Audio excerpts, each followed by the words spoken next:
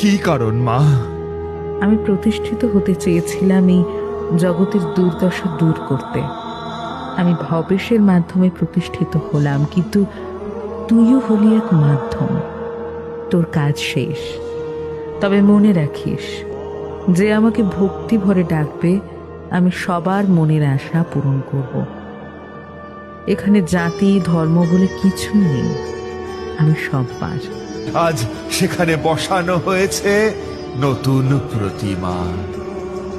মা কালী কালো পাথরের মতো দীপ্ত, চোখে প্রজ্ঞার দীপ্তি এবং গলায় হালকা হাসি। ঘন্টার শব্দ বাতাসে ছড়িয়ে পড়ছে, সঙ্গে ধূপের ঘ্রাণ। ছোট বড় সবাই হাজির। গ্রামের মানুষ, গৌরাঙ্গ ঠাকুর, নরেন মাঝি এবং ভবেশবাবু। বেদির সামনে ভবেশবাবু হাত জোর করে দাঁড়িয়ে, চোখে অবিশ্বাস, আশা আর এক অপার্থিব প্রত্যাশা।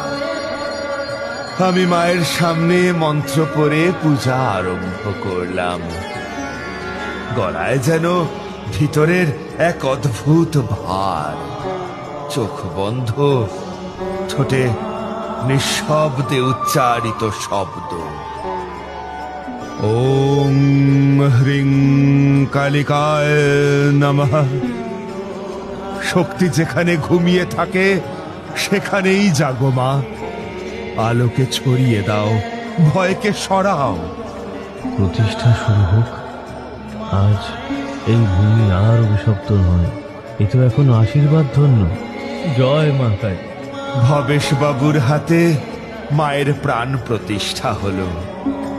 প্রতিমার চোখের দিকে তাকাতেই একটা মৃদু আলো ছড়িয়ে পড়ে, যেন সূর্য কিরণ সেই চোখে প্রতিফলিত হয়ে চারপাশে শান্তির আলো ছড়িয়ে দিচ্ছে। ঠিক সেই মুহূর্তে চক্রবর্তী বাড়ির জানালার পাশের বিছানায় যিনি শুয়েছিলেন গত কয়েক সপ্তাহ ধরে, মৃণালিনী, তিনি ধীরে ধীরে চোখ খুললেন। কোথায় তুমি? শুনছ?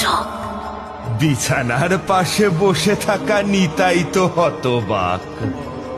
বাবু, বাবু, বউঠান উঠে বসেছেন। ভবেশবাবু ছুটতে গেলেন। মৃণালিনী, তুমি তুমি কথা বলছো? হ্যাঁ,